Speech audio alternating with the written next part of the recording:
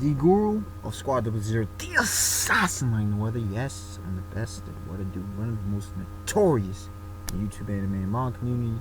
Don't doubt the infamy. Please just don't do it.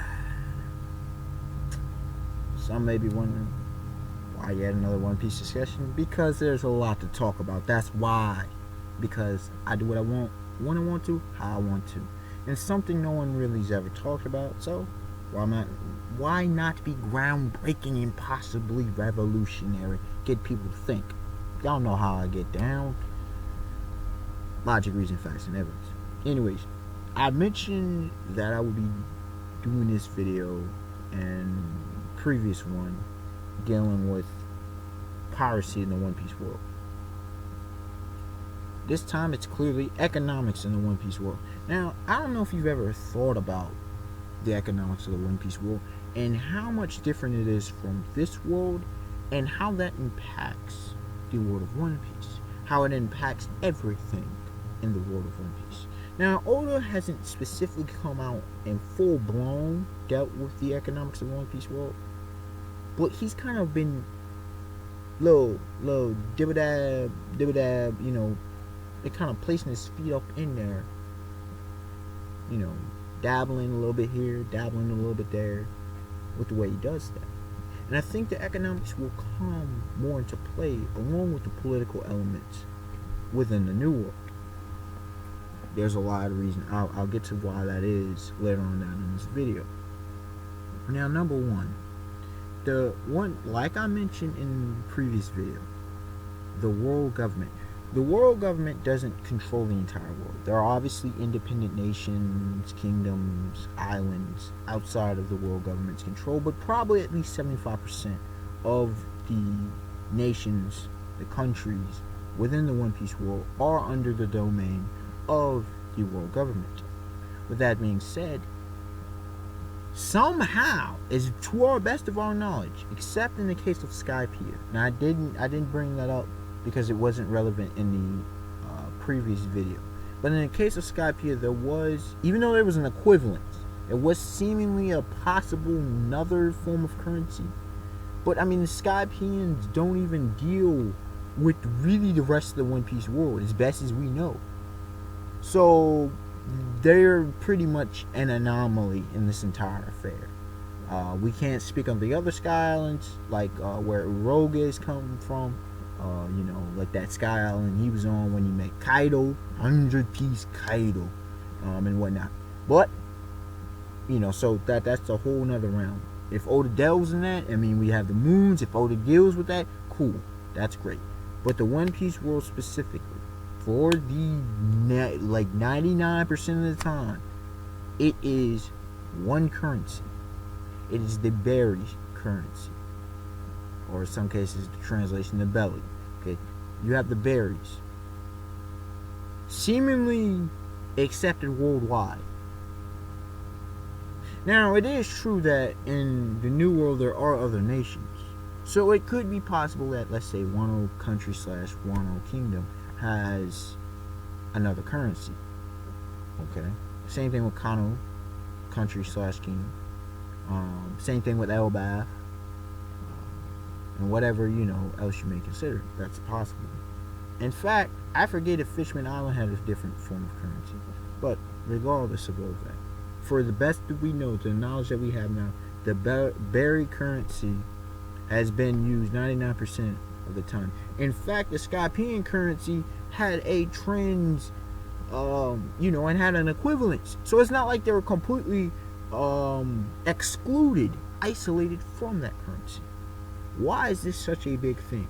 Because when you have a one world currency, that changes your entire concept. You don't, you know, in this current world, we have, you know, how many forms of currency? That's excluding bitcoins and bartering systems and stuff of that manner. Socialist and communist economies, potentially, anarchist economies, potentially. There are probably at least 175 different currencies. At least 175 different currencies. That's a lot. One world currency versus like 175. What's the difference? Well, trade's different. Okay? It's way easier to trade when one world currency. Not saying it's a better system. I'm not saying which is better, which is not. I'm not taking it that route. But this is reality. It's easier to trade. Imports and exports are easier to come by. Purchases are easy. You don't even have to worry about, and even trading in things like gold and whatever, you ain't got to worry about going to another island and like, oh, am I actually going to have money to deal with this? Or am I actually going to be able to purchase this item? Am I actually going to be able to buy supplies or whatever? Pirates, and this actually makes it easier for pirates, for Marines, for revolutionaries to conduct business. Now, with that being said, part of how they became is because of the economics. You see how many pirates there are in the One Piece world, or at least those deemed as pirates. You wouldn't have that, and you could say, oh, One Piece, fall. Look, survival, basic survival. There would not be as many pirates if you had a boatload of different currencies, because they couldn't survive. And most pirates we've seen aren't really after One Piece for that in of itself. They're after other things. Yeah, they may have a dream of One Piece, but that's not their primary objective.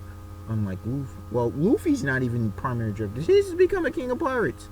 His is to become the pirate king. That's Luffy's primary objective.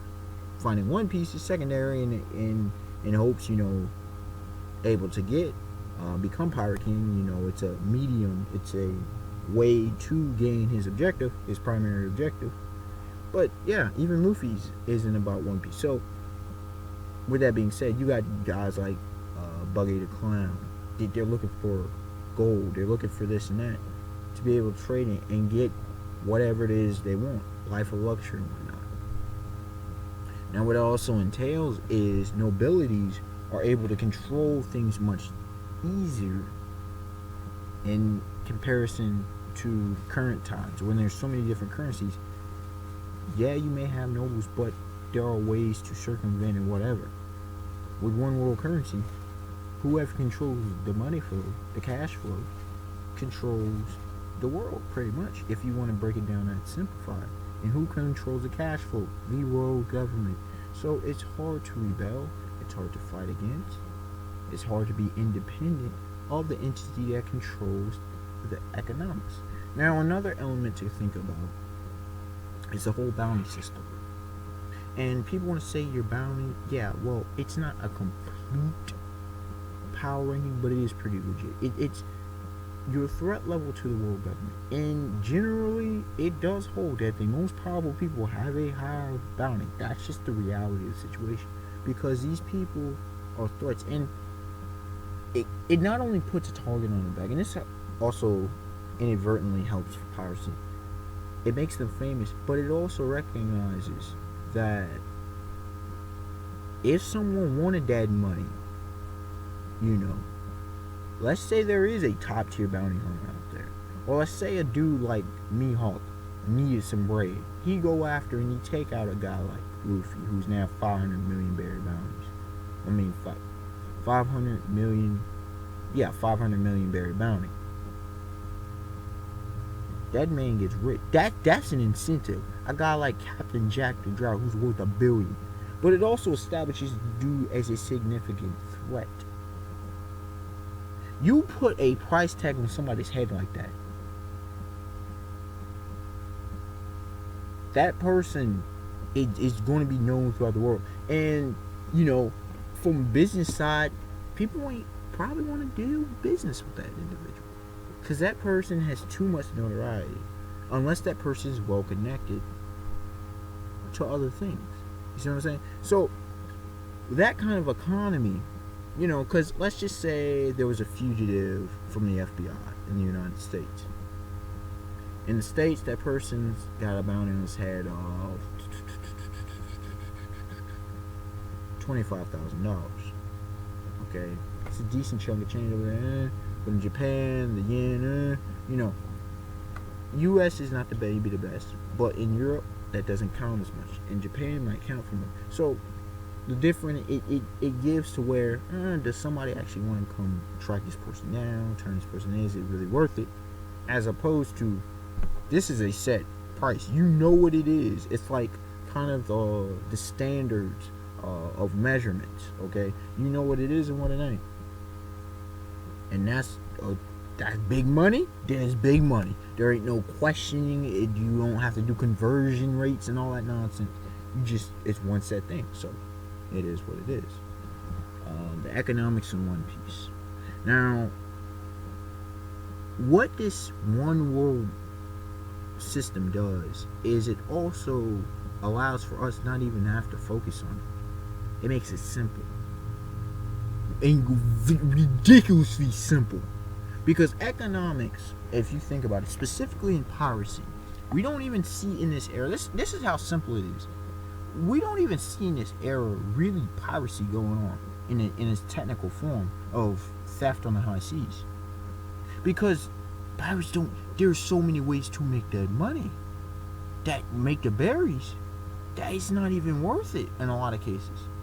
And none of that, it makes sense that there is a system because you don't really have those large nations from what we see. I mean, you got large islands, but there's island to island, there's a bunch of sailing, but you have all these ships out there. And while that may seem, got that money, most ships probably aren't economically that well off. And, a lot of times we just see pirate ships and marine ships. We don't see commerce ships all that much. Because there's no need to. Trade, I mean, you can trade and trade in berries, but that's part of the issue. When you're trading from one nation to other, it's just easier to trade weapons or to trade, trade for weapons. That person gets money, but trade in goods rather than trade for currency. It's more profitable for you. It's way easier to bankrupt a nation, for example. So you better be trading in goods rather than trade for that money. Okay? It affects a lot of things. The economics in One Piece is so incomparable to the current system of affairs that we have today. Now, it's kind of similar, but it doesn't go to the level of, let's say, the Book of Revelation with the Antichrist and he takes over, 10 nations, one world government, one world currency or something. It doesn't have any mark to where neither buy nor sell. It ain't to that extreme. But it does present some very very simpler, easier things, as well as some complications. And I think those complications are going to come around more. And in fact, those complications have already manifested and infested themselves for the world government. While it seems easier to control things, they've caused problems. Part of the reason the whole Yonko system is even intact is because of the flaws in the economic system. What do I mean? Same thing with the Revolutionary Army, same thing with the Shichibukai system. The same thing with now the Worst Generation. What do I mean? And to all specifically, all of them are different. When you look at the Yonko as a political unit, they control the New World. Now, that's not just power, ladies and gentlemen. That is economics. Economics are part of power, but it's not just physical force. Okay? They're territories. They reign over these things.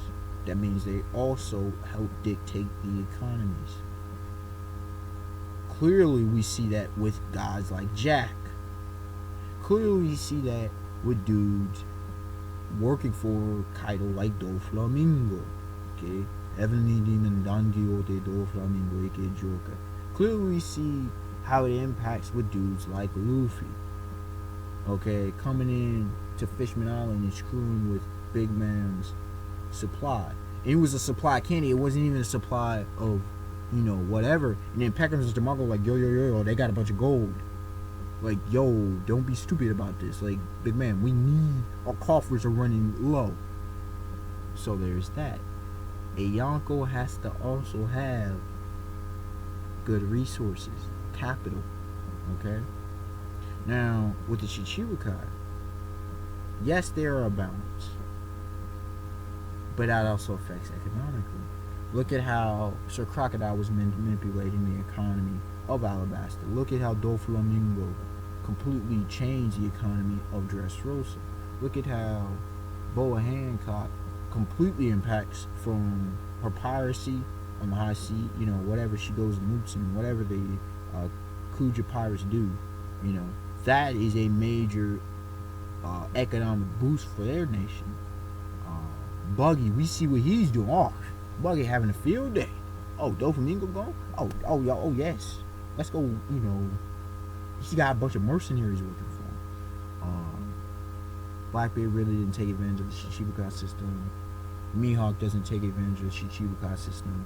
Kuma doesn't take advantage of the Shichibukai system. Law doesn't really take advantage of the Shichibukai system. But for, the ones that I mentioned, they've taken clear advantage of the Shichibukai system. Okay? And it clearly impacts nations' economies, to say the least. Then you got the Revolutionary Army and their liberating nations. Now, with that one money supply, it's easier to fund their weapons. That's the reality. It's easier to give their revolutionary allies weapons, because common money, there's many ways to get that currency. They don't have to be concerned about introducing a foreign currency and problems of that nature. They're just, all you have to do is just come in and assist the takeover of nations. That's it. It makes things so much simpler for them. So that's a thorn in the side of the world government as well. And lastly, the world's generation, them causing chaos and havoc. Well, it's easy to do because they're not worried about anything. They don't give a damn. They're just sailing. They're just doing what they do. They don't have to worry about eating. They don't have to worry about, getting that money like the golden age of pirates, just to survive, just to make it, to possibly make a fortune, to live well. They ain't gotta worry, because the system of berries is plentiful. It's a very abundant system. So the world government, in their hopes to complete control, they've created now a four-headed monster. Okay? Even though the Shichibukai are supposed to be backing them, come on, let's keep it real. And it's not just because they're pirates. Come on. The Shichibukai are not loyal. Even the most loyal, Dracula Hawkeye's Mihawk, is not loyal. He's loyal to Shanks, okay? Red-haired Shanks, who is a Yonko. Doflamingo clearly wasn't loyal. He's loyal to Kaido and himself. Sir Crocodile clearly was only loyal to himself. The Town of Bartholomew Kuma is loyal to Dragon, okay? Let's keep it real. Boa Hancock is loyal to her subjects and herself. The Amazons of Amazon Liberty. She's loyal to them and herself. Let's see. Jinbei clearly was loyal to Fishman Island. Okay, that's just reality. Who else? Buggy's definitely just loyal to himself. Okay. Blackbeard loyal to his crew and himself. Who else? Gecko Moria loyal to himself and somewhat to his crew. Okay. That's about everybody. I think that's pretty much every Shichibukai or official. And Law? Law is loyal to himself. So, and his crew. The Shichibukai, they don't have loyalties. The closest one to Mihawk has loyalties, but when it came to fighting Shanks, he wasn't about trying to fight Shanks. Exactly. So the economy in One Piece, it's a very interesting anime. And it's a very interesting analysis to look at of what Oda's been doing, because it is not compared. You can't just say, this is so relatable to this world, let's just brush it aside. No, you can't just brush it aside. It's an interesting thing to see if different systems, different systems of governance, different systems of economy, different international affairs. It's actually worth really analyzing if you're curious or if you were involved with a whole number of fields. Okay? Unexpected one, like, comment, subscribe. Tell me your thoughts on this video, on the concepts of which Oda is presenting. other you can speak on as well. All right, y'all. Have a beautiful day, beautiful night. Peace.